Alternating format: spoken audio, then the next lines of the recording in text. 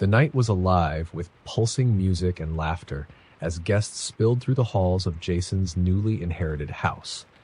A sprawling Victorian mansion nestled at the edge of a quiet suburb, it was the perfect venue for his housewarming/birthday bash. The ornate chandeliers, aged wooden floors, and towering windows gave the place a gothic charm that the crowd loved, but Jason had learned to ignore the drafty corners and the faint creaks in the walls. By midnight, the party was in full swing. Jason made his way through the sea of faces, occasionally nodding at a familiar one, but mostly greeting strangers. Someone had brought glow sticks, another a fog machine that bathed the dimly lit living room in a surreal haze. Jason chuckled at the absurdity. His pristine, inherited mansion turned into a club for the night. Then the power flickered. A collective groan went up, followed by a round of cheers as the lights steadied. Jason assumed it was just the house's old wiring, struggling under the strain of speakers and disco lights. But in the back of his mind, he remembered something the realtor had said during the final walkthrough. The previous owners abandoned it after their son's disappearance. Never did figure out where he went. Jason had laughed it off at the time, more amused than concerned. The next strange thing happened when Sarah, one of Jason's childhood friends, came running out of the kitchen, pale and shaking. "Someone's in there," she whispered. Jason frowned. "Yeah, a dozen someones. What are you talking about?" "No," she insisted, gripping his arm. "I mean someone else, a man. I thought it was part of the party at first, but he just stood there. And his face, his face looked wrong." Jason glanced at the crowded kitchen, seeing only the usual chaos of partygoers rummaging through snacks and bottles. He chalked it up to Sarah having had too much to drink, but her unease clung to him like smoke. As the hours passed, more people reported strange things. A girl screamed in the bathroom, claiming the mirror had shown someone behind her who wasn't there. A group playing cards in the den swore they heard footsteps pacing above them, though no one was upstairs. And then there was Danny, a guy Jason barely knew, who burst into the room with scratches down his arm. He stammered about a thing in the basement, its shadow stretching unnaturally long against the walls. Jason's stomach churned, but he forced a smile, dismissing it all as overactive imaginations. "It's the house," he joked nervously. "Old wood and bad wiring. It plays tricks." Yet, deep down, he wasn't so sure. At 2 a.m., the power went out completely. This time, the darkness was oppressive, swallowing the house whole. Phones lit up sporadically, casting eerie glows over faces that now looked far less jovial. Jason grabbed a flashlight and decided to check the breaker box in the basement. As he descended the creaky stairs, he felt the temperature drop. His breath fogged the air, and the faint metallic scent of blood hit his nose. The flashlight beam danced across the stone walls, illuminating strange symbols carved deep into the mortar. Jason didn't remember seeing those before. Then he heard it, a low, guttural whisper. "Jason." The beam wavered as his hand trembled. He spun around, but the basement was empty. He wanted to run, but something compelled him forward, deeper into the shadows. The whispering grew louder, more insistent, until it wasn't just his name, but a cacophony of voices, pleading, crying, screaming. He found the breaker box, but it was no use. Wires dangled, frayed and sparking. Someone, or something, had torn it apart. When he turned to leave, he saw it. A figure stood at the base of the stairs, its head tilted unnaturally to one side. Its eyes were hollow, its mouth a jagged, gaping wound that stretched too wide. "Not your house," it hissed, its voice layered with 1,000 others. Jason stumbled back, tripping over debris. The flashlight clattered to the floor, its beam rolling away to reveal a pool of dark liquid spreading beneath him. He scrambled to his feet and bolted up the stairs, slamming the door behind him. The party had descended into chaos. People screamed, clawing at locked doors and windows that wouldn't budge. The air buzzed with a suffocating energy, and Jason realized the house itself was alive, feeding off their fear. One by one, the guests disappeared, swallowed by shadows, dragged into mirrors, or simply vanishing when no one was looking. By dawn, only Jason remained, sitting in the center of the living room, staring blankly at the now silent house. The front door creaked open as the first rays of sunlight spilled in. Jason stumbled out onto the lawn, his clothes soaked in sweat and blood, his mind shattered. When neighbors found him hours later, he could only mutter the same phrase over and over. "It wasn't my house. It wasn't my house." The invitation arrived in a plain black envelope with no return address. The card inside was stark white, its text elegantly handwritten in deep red ink. You're cordially invited to the Midnight Masquerade. Bring your best mask. Location, 712 Weather Lane. No plus ones. Maya had never heard of 712 Weather Lane, but she loved parties, and the exclusivity intrigued her. It sounded mysterious, edgy, exactly what she needed after a week of monotony. She decided to go alone, following the instructions carefully. When she arrived, she was surprised to find the address led her to a dilapidated mansion at the edge of town. It looked abandoned, its windows dark and its shutters hanging loose. Yet, faint music, soft, classical, and haunting, drifted from within. She hesitated, clutching her mask, but the thrill of curiosity pushed her forward. The massive oak doors creaked open on their own, revealing a grand foyer bathed in dim candlelight. A butler in an old-fashioned uniform stood waiting.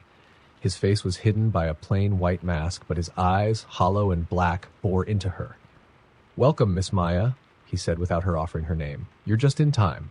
A shiver crawled down her spine. How did he know her name? Before she could ask, he gestured toward the ballroom. The room was both mesmerizing and unsettling. Chandeliers hung low, dripping with wax as their candles flickered. The guests, all masked, moved with an almost robotic elegance, swirling around the room in perfect rhythm. Their masks were works of art, adorned with intricate details, feathers, and jewels, but their silence unnerved her. No laughter, no chatter, just the faint shuffle of feet and the eerie music. Maya donned her own mask, a simple black velvet one, and joined the crowd. She tried to make small talk with a woman in a crimson dress, but the woman merely tilted her head and walked away, her steps eerily soundless. As the night wore on, Maya noticed something strange. None of the guests seemed to eat or drink. The grand buffet table remained untouched, its food pristine and untouched, though it smelled heavenly. And despite the growing number of people entering the ballroom, she couldn't recall seeing anyone leave. Then came the clock. At precisely midnight, the massive grandfather clock in the corner chimed. The sound was deafening, each strike echoing through the room like a gunshot. The music stopped, and the guests froze mid-step. The candles flickered violently, plunging the room into a strobe-like light. Maya's heart pounded as she felt a sudden shift in the air, something oppressive and dark. She tried to leave, but the doors she'd entered through were gone. In their place was a solid wall. The masks began to change. One by one, the guests turned toward her, their movements jerky and unnatural. Their masks, once beautiful, now seemed grotesque. The feathers wilted, jewels cracked, and colors bled into black. But it was their eyes behind the masks that horrified her most. Where there had once been normal human eyes, there were now pits of endless darkness, as though their faces were voids consuming light itself. "Who are you?" Maya stammered, her voice barely audible over the silence. A figure stepped forward. Unlike the others, this one wore no mask. It was the butler. His face was pale, almost translucent, and his eyes gleamed with a malice that froze her in place. "You accepted our invitation," he said, his voice distorted, layered with dozens of voices. "Now, you belong to the house." She stumbled backward, colliding with the buffet table. Her hand landed on something wet and warm. She looked down to find that the table wasn't laden with food, but with human organs, meticulously arranged like a feast. The smell hit her then, thick and metallic, and she gagged. The guests moved closer, their masks melting into their skin, fusing into horrifying amalgamations of human and beast. A man's face sprouted horns. A woman's grew sharp fangs that jutted out from her twisted jaw. Maya bolted toward the nearest wall, frantically searching for a way out. Her hands scraped at the peeling wallpaper, her nails catching on splinters of wood. The walls seemed to pulsate as though alive, and she felt the faint beat of a heart beneath her palms. "You can't leave," the butler said, now standing impossibly close to her. "The house has chosen you." The floor beneath her feet softened, and she sank into it like quicksand. She screamed as hands, cold, skeletal, and clawed, rose from the floor to drag her down. The last thing she saw before the darkness consumed her was the guests, standing in a perfect circle, their inhuman faces twisted in glee. When she woke, Maya was in the ballroom again. The party was in full swing, but this time she was one of the silent masked guests. Her body moved without her command, her limbs stiff and mechanical. She tried to scream, but her voice was gone. The clock struck midnight once more, and the cycle began again. The invitation had been clear. Join us for an unforgettable night of thrills at the manor. Arrive at 9 p.m. sharp.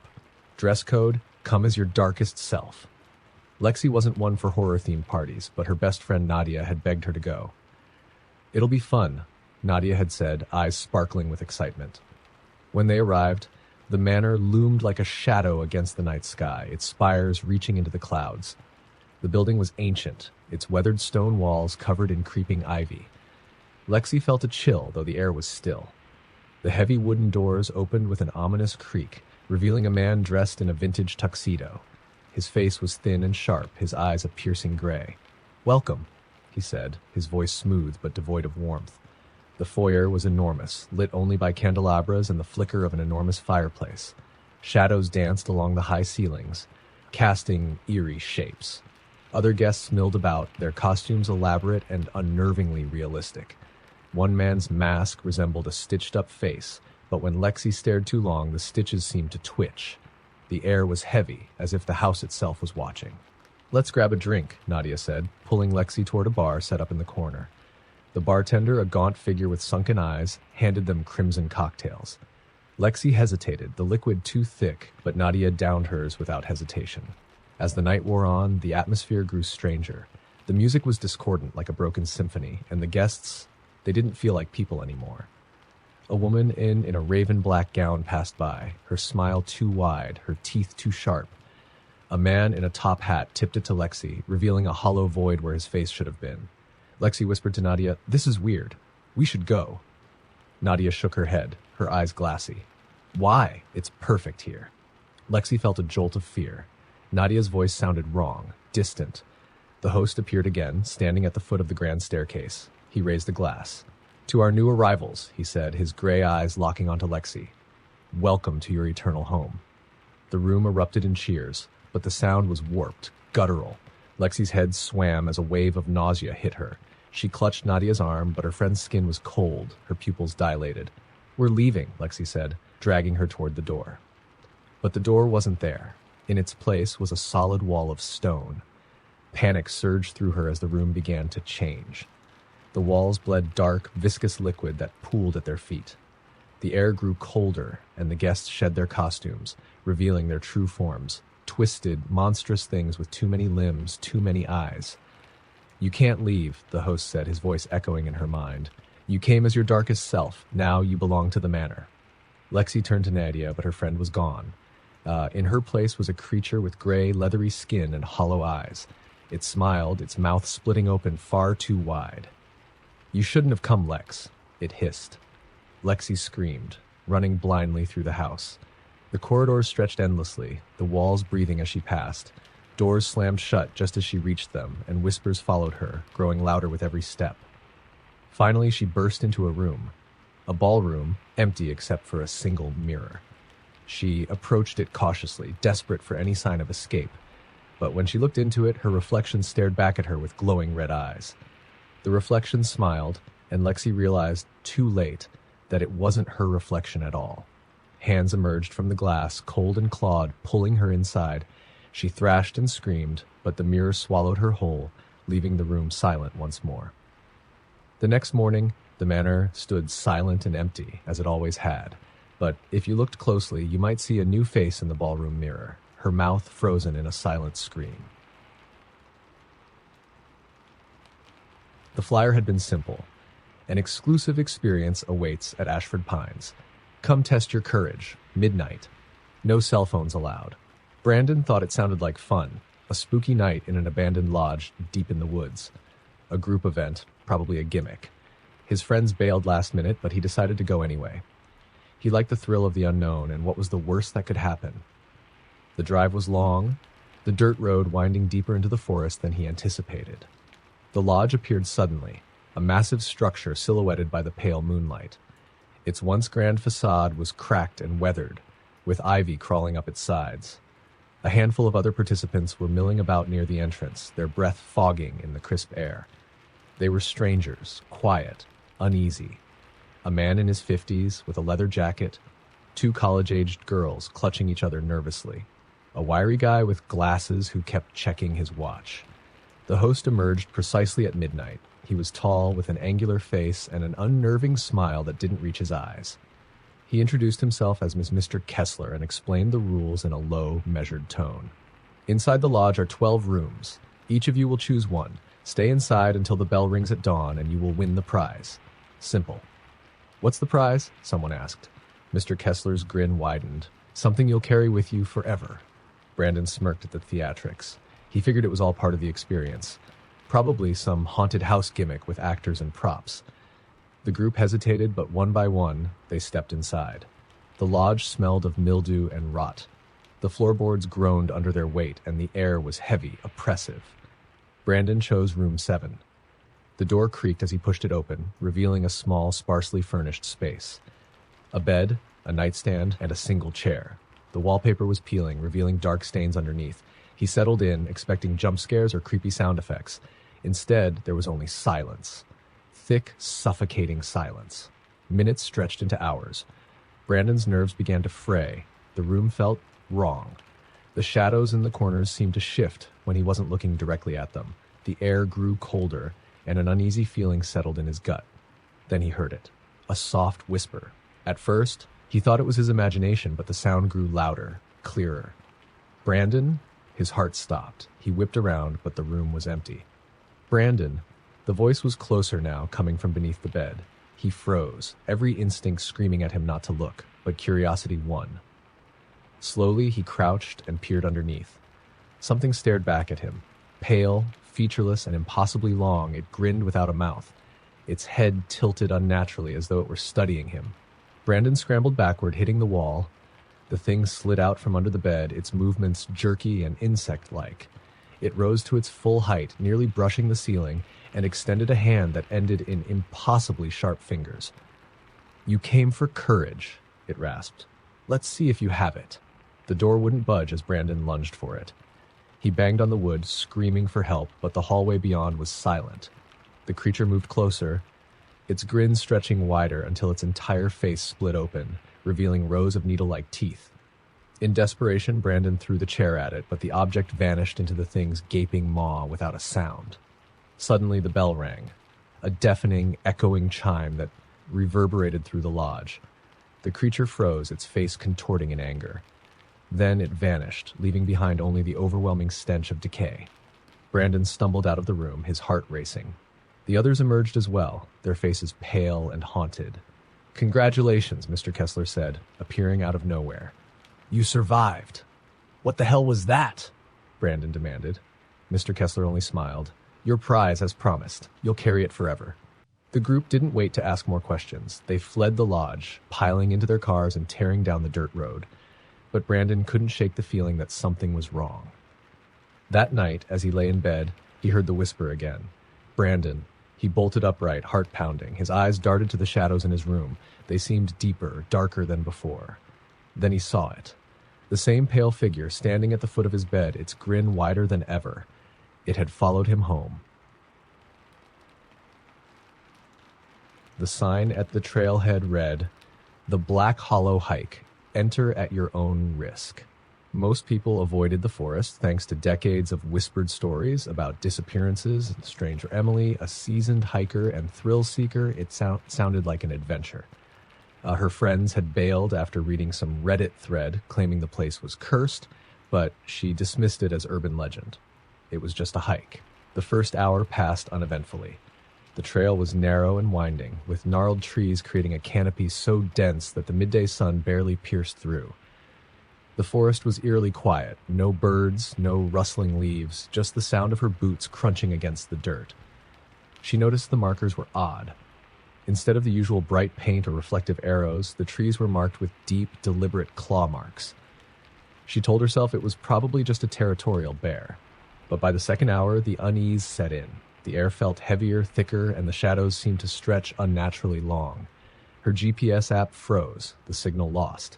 She checked her map but realized she didn't recognize the landmarks anymore. The trail markers disappeared altogether. Then came the whispers. At first she thought it was the wind, but the sound wasn't random. It was deliberate, almost conversational. She strained to listen, hearing fragments. "Why is she here?" "She shouldn't have come. She's ours now." Emily's breath quickened. She called out, her voice cracking. "Hello? Is someone there?" The forest answered with silence. She picked up her pace, refusing to look back. She told herself it was just her imagination, but the whispers grew louder, following her. They seemed to echo from the trees themselves. When she reached a clearing, she froze. In the center stood a cabin. It wasn't on the map. The cabin was ancient, its wooden frame warped and rotting. The windows were opaque, blackened by soot or age. A single door hung slightly ajar, swaying in the wind. Emily didn't want to go inside, but the whispers were everywhere now, circling her like a predator. The trees seemed to lean closer, their branches reaching out as if to pull her back into the shadows. She stepped inside. The air was suffocating, thick with the scent of damp wood and decay. The interior was sparse, a table, a chair, and a fireplace with ashes that were too fresh for a place that looked abandoned. On the table sat a single object, a mirror, its surface cracked and foggy. The whispers stopped. Emily stared at the mirror. Her reflection was wrong. It moved when she didn't, tilting its head, its eyes darker than they should have been. She reached out, compelled, and the reflection smiled, a wide, unnatural grin. "Welcome," it said, though her lips hadn't moved. She stumbled back, knocking over the chair. The cabin seemed to shift around her, the walls closing in. The fireplace roared to life, casting grotesque shadows that writhed and danced like living things. The door slammed shut, the whispers returned, deafening now, chanting in a language she didn't understand. Emily screamed, pounding on the door, but it wouldn't budge. Her reflection stepped out of the mirror. It wasn't her anymore. Its features were sharper, its grin predatory. The thing tilted its head, studying her like prey. "You took the wrong path," it said, its voice a distorted echo of her own. "Now you belong to us." Emily turned to run, but the walls dissolved, leaving her standing in an endless void. Figures emerged from the darkness, shadowy, twisted things with glowing eyes. They encircled her, their whispers blending into an unholy symphony. Her reflection stood at the center, watching with delight. The last thing Emily saw was her own face, twisted into a scream as the shadows consumed her. When the search party found her weeks later, she was standing in the clearing, staring into a mirror. Her face was blank, her eyes hollow. She didn't speak. The mirror was taken as evidence, but no one could explain why. When you looked into it, you could see Emily's reflection, still screaming silently in the darkness. The email arrived late at night with the subject line, "Invitation to the game." No sender, no details, just a cryptic message. "Play if you dare. Come alone. Midnight. 31 Shadow Lane." Mark had no idea how he got on this mailing list, but he was bored and restless. It sounded like a prank or maybe some underground escape room. His friends warned him not to go, but curiosity gnawed at him. Against his better judgment, he showed up. The house at 31 Shadow Lane was unassuming, almost too ordinary. A plain brick building with a single porch light flickering. There were no cars outside, no signs of activity. Mark checked his watch. 11:59 p.m. The door creaked open on its own. "Hello," he called, stepping inside. The air was cold, and the faint scent of something metallic lingered. The entryway was dimly lit by a single bulb, flickering weakly. A voice boomed from the darkness. "Welcome, player. The game begins now." Mark jumped, his pulse quickening. A man stepped out of the shadows, dressed in a sharp black suit and wearing a mask that was perfectly blank. No features, no expression. "Rules are simple," the man said in a flat tone. "Survive until dawn, that's all." "Survive?" Mark laughed nervously, trying to mask his growing fear. "What is this? A haunted house?" The man didn't answer. Instead, he handed Mark a card. On it was written one word: "Run." The lights went out. Mark's heart pounded as he stumbled blindly in the darkness. Somewhere behind him, a door slammed shut, followed by the sound of heavy, deliberate footsteps. A faint red light flickered to life, illuminating a long hallway. Mark ran, his breath ragged. He could feel something behind him, its presence heavy and oppressive. He ducked into a room and slammed the door shut. The room was barren except for a single chair in the center. On it sat a doll, its porcelain face cracked and smiling. Before Mark could react, the doll's head snapped toward him. Its glassy eyes locked onto his. "Why are you hiding?" it whispered, though its mouth didn't move. Mark bolted from the room, his stomach churning. The footsteps behind him grew louder, closer. He could hear breathing now, labored, guttural, inhuman. He turned a corner and found himself in a kitchen. The walls were lined with rusted knives, their blades stained dark. The sound of something scraping against metal echoed around him, though he saw no one.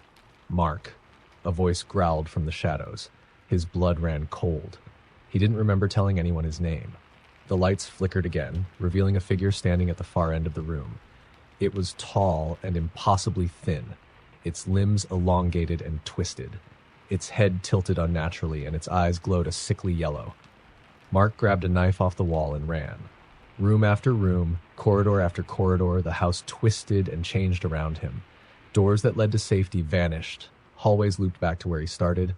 The whispers grew louder, overlapping, filling his head with incoherent mutterings. At one point, he found a clock. It was frozen at 12:01. Time wasn't moving. Exhausted, Mark collapsed in a corner, clutching the knife. His chest heaved as he tried to catch his breath. The footsteps stopped, and for a moment, the house was silent. Then a voice came from everywhere at once. "You shouldn't have come, Mark. The game always wins." The walls began to close in, the ceiling pressing down, the shadows engulfing him. The last thing he saw was the figure, its grinning face mere inches from his own. Mark's body was found days later in the abandoned house, sitting in the same chair where the doll had been. His eyes were wide open, his face frozen in terror. On the floor beside him was a card. It read, "Game over." The old videotape arrived in a plain unmarked envelope on Alice's doorstep. She didn't recognize the handwriting on the label, which simply read, "Watch me."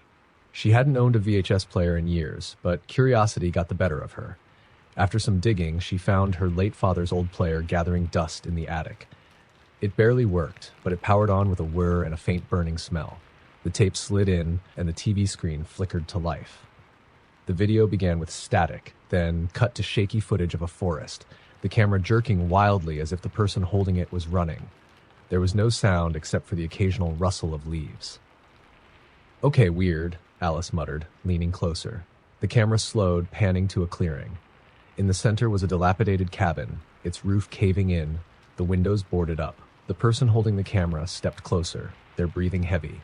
"Don't go in there," Alice whispered, half joking, though a knot was forming in her stomach. The screen cut to black. When the image returned, the camera was inside the cabin. The walls were covered in crude, childlike drawings, twisted stick figures with hollow eyes and sharp, jagged smiles.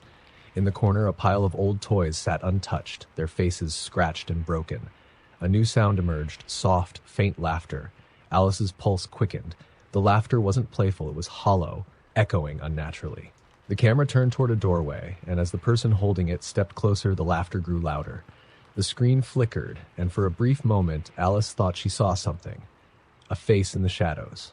It was pale, with dark, sunken eyes and a grin that stretched far too wide. The video abruptly cut to static. Alice sat frozen, staring at the screen. But then the static cleared, revealing something else, her living room. Her blood ran cold. The camera was inside her house now, pointing directly at her. She stared at the screen, unblinking, as the camera zoomed in closer and closer to her face. Suddenly, the screen went black, and the TV shut off with a sharp click. Alice scrambled to eject the tape, but it wouldn't budge. The VHS player hummed loudly, its gears grinding. She yanked the plug from the wall, silencing it. For a moment, the house was quiet. Then came the laughter. It was soft at first, barely audible, but it was there, echoing from the hallway. Heart-pounding, Alice grabbed her phone and turned on the flashlight, creeping toward the sound. She reached the end of the hall where a mirror hung. Her reflection stared back at her. But it wasn't her. Its eyes were sunken, its skin pale, its mouth twisting into that same impossibly wide grin. Alice screamed, stumbling backward, but her reflection didn't move. It stayed perfectly still, grinning at her, as the laughter grew deafening. When her neighbor found her the next morning, Alice was sitting on the floor, her eyes vacant, the TV blaring static. In her lap was the videotape. The label had changed. It now read, "You're next." The voicemail came late at night. Liz was already in bed when her phone buzzed on the nightstand. The screen showed, "Unknown caller." She hesitated before playing the message. "Liz." The voice was low and strained, barely a whisper. "Help me. I'm trapped." Her blood ran cold. The voice was familiar. It was her own. Liz sat up, staring at the phone. How could it be her? It had to be a prank, a glitch maybe. but something about the desperation in the voice made her stomach churn. Before she could think, her phone buzzed again. Another voicemail. "Liz, it's coming for me. Don't let it in." The line crackled, followed by a faint sound like scratching. Her apartment felt colder now. The shadows in the corners seemed deeper, darker. She tried to rationalize it, a wrong number, some kind of deep fake. But why did it sound exactly like her? She decided to call her best friend Clara. "Liz, it's midnight," Clara groaned when she answered. "What's wrong?" Liz explained the voicemails, her voice shaking. "Wait," Clara interrupted. "You're hearing yourself? That's really weird. Are you sure?" There was a loud pop on the line, and Clara's voice cut out. "Clara," Liz said, her voice trembling. Instead of her friend, the line filled with static and then a whisper. "She's not coming. You're alone now." The call ended abruptly. Liz's heart pounded as a heavy silence settled over her apartment. She stared at the phone, her breathing shallow. Then she heard it. A soft knock at the door. 3 slow, deliberate knocks. "Clara?" she called, her voice cracking. No answer. She approached the door cautiously, every instinct screaming at her to stay back. Peering through the peephole, she saw nothing but darkness. Another knock. This time, it was louder. She backed away, her phone clutched tightly in her hand. Suddenly, the voicemail alert pinged again. With trembling fingers, she played the new message. "Don't open the door." The message ended, followed by that same scratching noise. Her heart felt like it would explode. She backed into the living room, glancing toward the door. And then she heard it. Not knocking, scraping, something sharp dragging down the wood, slow and deliberate. Liz couldn't move. Her legs felt like lead as the sound grew louder. Whatever was outside wasn't trying to get her to open the door anymore. It was waiting. The phone buzzed again. Another voicemail. She didn't want to listen, but her thumb moved on its own, hitting play. This time, the voice was different, deeper, distorted. "It's already inside." Liz froze. Her eyes darted to the dark hallway that led to her bedroom. The shadows seemed to shift, crawling along the walls. And then she saw it. A figure stood at the end of the hallway. It was tall, impossibly thin, its face obscured by darkness. But its eyes glowed faintly, reflecting the dim light of her phone screen. The figure took a step forward, its limbs moving unnaturally, like a puppet with its strings cut. Liz screamed, dropping her phone as the thing lunged toward her. When the police arrived the next morning, the apartment was empty. No sign of struggle, no trace of Liz. The only thing they found was her phone, lying on the floor. It had one saved voicemail. "Liz," her voice said, trembling. "Help me, I'm trapped." Carter's new apartment seemed like a dream. Cheap rent, a quiet neighborhood, and spacious rooms. The only oddity was the massive antique mirror bolted to the wall in the living room. The landlord had warned him, "Don't move the mirror. It's been there longer than the building itself." Carter had laughed it off. Who cared about a mirror? The first night passed uneventfully, but by the second, things changed. As Carter settled on the couch with a beer, the mirror caught his eye. It seemed off, like the reflection was a half-second behind reality. He waved his hand experimentally, and his reflection followed, albeit sluggishly. "Old glass," he muttered, brushing it off. But as the night went on, the feeling of being watched gnawed at him. He glanced at the mirror again. This time, his reflection wasn't sitting. Carter blinked, heart skipping a beat. His reflection stood behind the couch, staring at him with an expression that didn't match his own, a twisted grin that stretched far too wide. "Nope," Carter said, standing abruptly. He turned away from the mirror, breathing heavily. When he dared to glance back, his reflection was back to normal, mimicking his every move. Stress, he told himself. Just stress. But that night, he dreamt of the mirror. In his dream, the reflection stepped out, its movements jerky, unnatural. It whispered things he couldn't understand, its voice low and wet, like something submerged. When he woke, the air in the apartment felt heavier, the silence oppressive. That evening, Carter decided to cover the mirror. He threw a blanket over it and immediately felt a sense of relief. Out of sight, out of mind. But the scratching started. At first, it was faint, like nails tapping on glass. He thought it was coming from outside until he realized it was coming from behind the blanket. He stared at the covered mirror, his chest tightening as the scratching grew louder. Then it stopped, replaced by a muffled voice. Carter, his blood ran cold. The voice was his. He grabbed the blanket and yanked it down.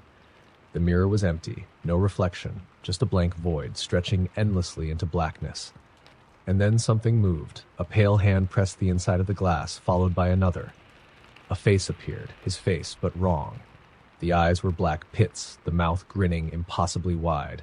"Let me out," it whispered, the words distorted and echoing. Carter stumbled backward, tripping over the coffee table. He scrambled to his feet, grabbed a hammer, and swung it at the mirror. The glass shattered, but instead of shards, an inky black substance spilled out, pooling on the floor. The room filled with the stench of rot. Carter ran for the door, but it slammed shut on its own. Behind him, the black pool began to rise, forming a shape, humanoid but grotesque. Its limbs were too long, its head tilting at unnatural angles. It moved toward him, its grin impossibly wide. "You broke the barrier," it said in a voice that was both his own and something ancient. The last thing Carter saw was his own reflection in its glossy black surface as it lunged. When the landlord came to check on him weeks later, the apartment was empty. The only thing left was the mirror, now perfectly intact. If you stood in front of it long enough, you might notice a figure in the background, trapped, its face twisted in eternal terror. Alex and his friends weren't superstitious. That's why when they heard about the Midnight Window Challenge, they laughed it off as just another internet scare. The rules were simple. Sit in a dark room with only a mirror facing the largest window in the house. At the stroke of midnight, you were supposed to stare into the mirror without breaking eye contact. If you do it right, the post claimed, you'll see them. "Who's them?" Alex asked. "Ghosts, demons, whatever," Jenna said with a shrug. "It's obviously fake." They decided to try it for fun. Alex offered his family's old cabin in the woods, secluded, creepy, perfect for the challenge. They brought snacks, flashlights, and a heavy dose of skepticism. By 11:50 p.m., they were sitting in the living room, the furniture pushed aside to make space for an antique mirror they'd found in the attic. The large window behind them overlooked the dense forest, where the moonlight barely broke through the trees. "All right, let's do this," Alex said, turning off the last lamp. The room plunged into darkness, the only light coming from the pale glow of the moon outside. The mirror reflected the window perfectly, showing the black expanse of the forest behind them. As the clock struck midnight, they fell silent, their eyes fixed on the mirror. At first, nothing happened. Just their reflections, faintly illuminated by the moonlight. "This is so dumb," Jenna whispered. "Shh," Alex hissed. Then he noticed something strange. The reflection in the mirror didn't match the room exactly.